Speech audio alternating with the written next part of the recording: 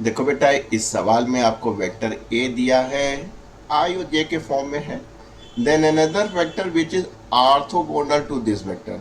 Orthogonal का मतलब होता है कि जो दो वेक्टर होंगे, यानी इस ए का जो दूसरा ऑर्थोगोनल वेक्टर होगा, उनके बीच में एंगल 90 डिग्री का होगा।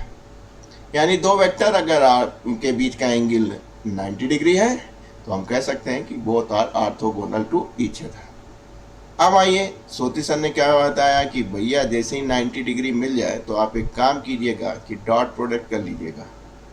डॉट प्रोडक्ट से फ़ायदा ये होता है कि इसका मतलब होता है ए का मैग्नीट्यूड, बी का मैग्नीट्यूड और कॉस थीटा, और आप कह रहे हैं कि ऑर्थोगोनल है तो थीटा क्या होगा बेटा, 90 डिग्री होगा। यानी कि डॉट प्रोडक्ट 0 के बराबर आना चाहिए। अब आराम से आप कर सकते हैं। वेक्टर ए आपको दिया है ए कॉस थीटा आई प्लस ए साइन थीटा जे। अब आपको वेक्टर बी फाइंड आउट करना है, एम आई राइट?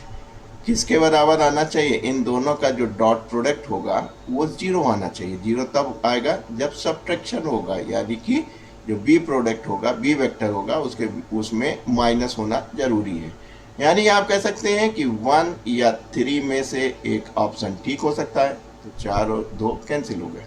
अब आइए, आपको क्या सिखाया बेटा? आई आई जे जे और के जब भी डॉट होगा तो केवल आई आई जे का गुणा होगा। अगर पहला लेते हैं तो a b cos theta square हो जाएगा, माइनस आपका a b sine theta square हो जाएगा, जो कि 0 नहीं होगा। तो आप क्या लीजिए, आप third is the correct answer, क्योंकि बी साइन थीटा आई और बी कॉस थीटा जे बराबर 0 हो सकता है, क्योंकि जब आप गुणा करेंगे तो हो जाएगा a b i i cos theta into sine theta, am I right? यहाँ मल्टीप्लाई कीजिए, ए ये आपका बी हो गया, साइन थीटा पहले से था, कॉस थीटा आपने और कर दिया, तो जाहिर सी बात है क्या हो गया, दोनों कट के 0 के बराबर हो गए। तो आप कह सकते हैं कि third is the correct answer. तो दोस्तों याद रखिएगा, ऑर्थोगोनल का मतलब होता है दोनों वेक्टर के बीच का एंगल 90 डिग्री।